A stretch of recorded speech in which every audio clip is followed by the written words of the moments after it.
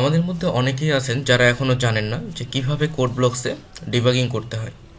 Code ব্লকসে debugging করতে হলে আমাদেরকে অবশ্যই একটি প্রজেক্ট নিয়ে কাজ করতে হবে।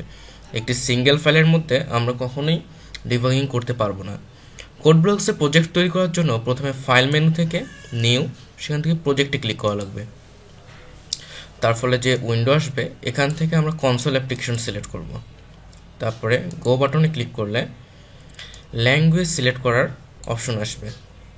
এখান থেকে আপনার পছন্দের ল্যাঙ্গুয়েজটি আপনি সিলেক্ট করুন। তারপরে নেক্সট বাটনে ক্লিক করলে আপনার প্রজেক্টের টাইটেলটি দিন।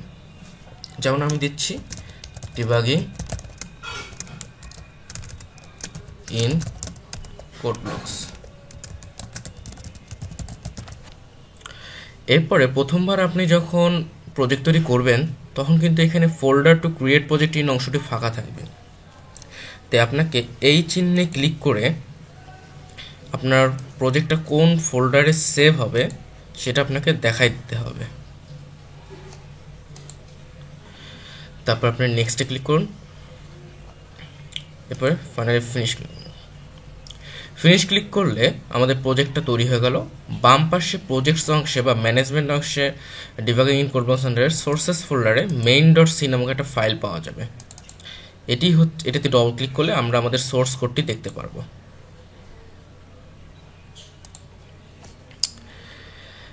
আপনি যদি বাম পাশে এই ম্যানেজমেন্ট উইন্ডোটি দেখতে না পারেন তাহলে ভিউ মেনু থেকে ম্যানেজারে ক্লিক করতে হবে। ভিউ মেনু থেকে ম্যানেজার বা কিবোর্ড থেকে শিফট F2 চাপলেই এই ম্যানেজমেন্ট ডকটি ভিজিবল হবে। ডিবাগিং করার জন্য আমরা একটি ছোট প্রোগ্রাম লিখি যা একটি ভ্যারিয়েবল ইনপুট নেবে এবং ওই ভ্যারিয়েবলের মান যত পর্যন্ত লুপ চলবে এবং 1 থেকে অতটুকু পর্যন্ত তাদের যোগফল নির্ণয় হবে।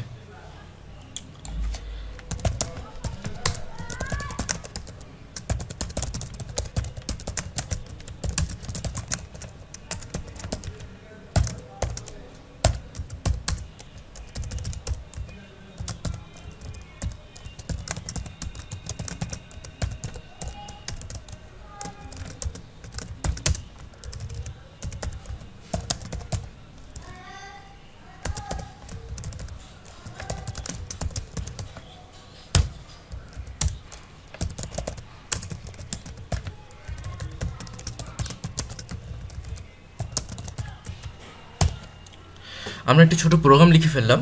এই ছোট প্রোগ্রামটির কাজ হচ্ছে একটি নাম্বার ইনপুট নেওয়া এবং সেই নাম্বারটি 1 থেকে n পর্যন্ত আমরা লুপ চালাবো এবং লুপ চালানোর মধ্যে তাদের যোগফল যত হয় সেই যোগফলটুকু স্ক্রিনে প্রিন্ট করব। এই প্রোগ্রামটিকে আমি ডিবাগিং করতে চাচ্ছি, অর্থাৎ প্রোগ্রামের কোন স্টেপে আমার লুপ কোন পর্যায়ে চলতেছে, আমার কোন ভ্যারিয়েবলের মান কত আছে এটা আমি দেখতে চাই। এই জন্য প্রথমে আমাদেরকে একটি ব্রেক পয়েন্ট সেট করতে হবে। ব্রেক পয়েন্ট হলো প্রোগ্রামটা যখন আমরা ডিবাগিং করব ওই মুহূর্তে এসে এক্সিকিউশন পজ হবে।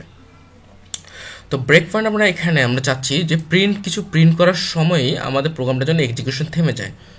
এই জন্য যে লাইনে আমরা ব্রেক পয়েন্ট সেট করতে চাই সেই লাইনের শুরুতে ওই লাইনের বাম পাশে দেখুন লাইন নাম্বার রয়েছে, তার ডানে ফাঁকা যে অংশটা আছে সেখানে ক্লিক করলে এরকম লাল রঙের গোল আসবে।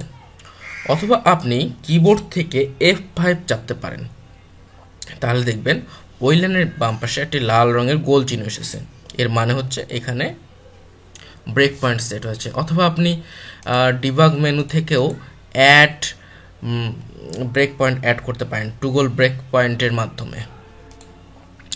এখন ডিবাগিং স্টার্ট করার জন্য আপনি ডিবাগ মেনু থেকে স্টার্ট বা কন্টিনিউ ক্লিক করতে পারেন অথবা F8 চাপতে পারেন। অথবা এখানে দেখুন ডিবাগিং একটি টুলবার রয়েছে। এই ডিবাগিং টুলবারে এই যে লাল রঙের যে প্লে বাটনটি রয়েছে, মানে প্লে বাটনের মতনই দেখতে, যেখানে আমরা মাউস যদি ওভার করি তাহলে দেখাচ্ছে ডিবাগ অর কন্টিনিউ। এটাতে ক্লিক করলে আমাদের ডিবাগিং স্টার্ট হবে। তো ডিবাগিং শুরু করার জন্য প্রথমে ডিবাগ থেকে আমরা স্টার্ট কন্টিনিউ ক্লিক করি অথবা কন্টিনিউ ক্লিক করব বা ডিবাগ বা কন্টিনিউ ক্লিক করব এবং এর ফলে প্রথমেই আমাদের প্রোগ্রামটি কম্পাইল হবে এবং কম্পাইল হওয়ার সাথে সাথে দেখুন যে আমাদের কনসোল উইন্ডোটা এসে চলে গিয়েছে। আমরা যদি একটু লক্ষ্য করি তাহলে দেখব যে কনসোল উইন্ডোটা কিন্তু আমাদের টাস্কবারই রয়েছে। সেটা করলে দেখুন এই মুহূর্তে কনসোল উইন্ডোটার মধ্যে আমাদের কিছুই দেখাচ্ছে না, কারণ আমরা যদি আমাদের প্রোগ্রামিং কোডে দেখি এখানে একটি ছোট তীর চিহ্ন আসছে, তার মানে হচ্ছে প্রোগ্রামের এক্সিকিউশন এই জায়গায় এসে থেমে গিয়েছে। এখন আমাদের প্রোগ্রাম পরবর্তী লাইনের এই লাইনটা এখনও এক্সিকিউট করেনি, এই লাইনটা এক্সিকিউট করার জন্য অপেক্ষা করতেছে। তো এই লাইনটা এক্সিকিউশন সম্পূর্ণ করার জন্য আমাদেরকে এখানে দেখুন ডিবাগিং টুলবারে নেক্সট লাইন রয়েছে, অথবা ডিবাগ মেনুতে নেক্সট লাইন রয়েছে, অথবা কিবোর্ড থেকে আপনি F7 প্রেস করতে পারেন। তো এইখানে নেক্সট লাইনে ক্লিক করলে দেখুন এই হলুদ রঙের তীর চিহ্নটা আমাদের স্ক্যানএফে চলে গিয়েছে, এবং প্রিন্টএফ স্টেটমেন্টটা আমরা যদি কনসোল উইন্ডো ওপেন করি তাহলে দেখুন এন্টারের নাম্বার লেখাটাও হয়ে গেছে। এখন আমরা চাচ্ছি পরবর্তী লাইনে যাওয়ার জন্য, তাহলে আবার নেক্সট লাইনে চাপবো, কিন্তু দেখুন তীর চিহ্নটা উধাও হয়ে গেল। তার কারণ হচ্ছে পরবর্তী লাইনে তখনই সে যাবে যখন এখান থেকে কিবোর্ড থেকে একটা ইনপুট নেওয়া সম্পন্ন হবে। এজন্য আমাদেরকে কনসোল উইন্ডো ওপেন করে আমরা এন এর ভ্যালু ধরুন দিচ্ছি 10 দিয়ে এন্টার যখন প্রেস করব তখন অর্থাৎ স্ক্যানএফ তখন এক্সিকিউশন করা সম্পূর্ণ হলো, এবং তীর চিহ্নটা হলুদ রঙের 9 নম্বর লাইনে চলে এসেছে। তার মানে এখন ফর লুপ চলতে চাচ্ছে। এখন আমি জানতে চাচ্ছি এই মুহূর্তে আমার এন এর ভ্যালুটা কত হলো, আই এর ভ্যালু কত, সামের ভ্যালু কত। এগুলো জানার জন্য একটি ডিবাগিং উইন্ডো রয়েছে, যে ডিবাগিং উইন্ডোর নাম হচ্ছে ওয়াসেস। এটা আমরা পাবো ডিবাগ মেনু থেকে ডিবাগিং উইন্ডোজ ওয়াচেস। এখানে ক্লিক করে দেখুন এই ওয়াসেস নামে একটি নতুন উইন্ডো এসেছে।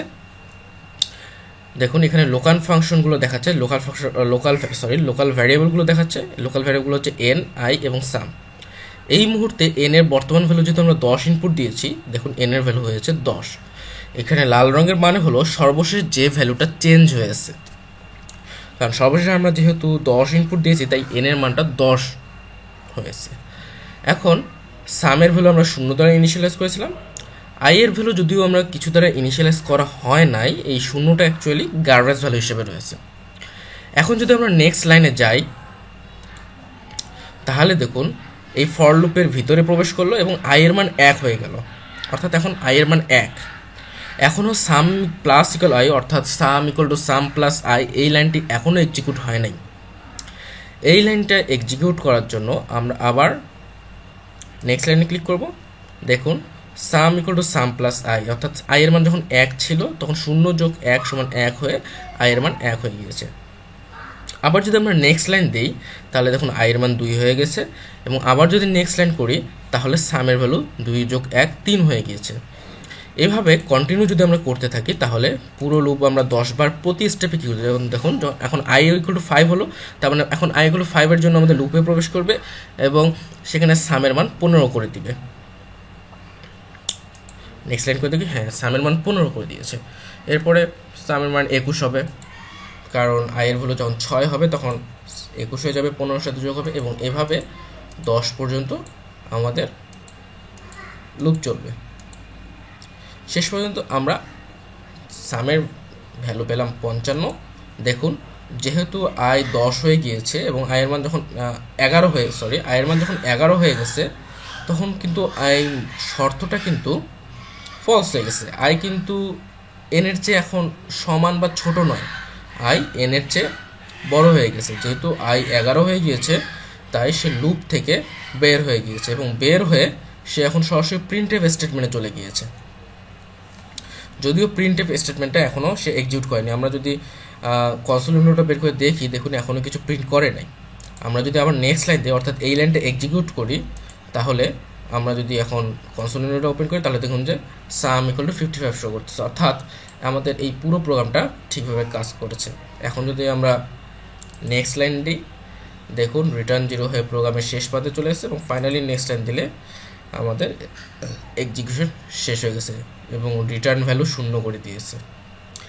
এভাবেই মূলত কোড ব্লকসের মাধ্যমে ডিবাগিং করা যায়। হ্যাঁ, আমি ডিবাগিংটা স্টপ করার জন্য এখানে লাল রঙের যে ক্রস বাটন আছে স্টপ ডিবাগার, সেটাতে প্রেস করেছিলাম। এভাবেই খুব সহজেই কোড ব্লকসে ডিবাগিং করার মাধ্যমে এবং ওয়াচ উইন্ডোর মাধ্যমে কোন সময় কোন ভ্যারিয়েবলের মান কত রয়েছে তা দেখতে পাওয়া যায়।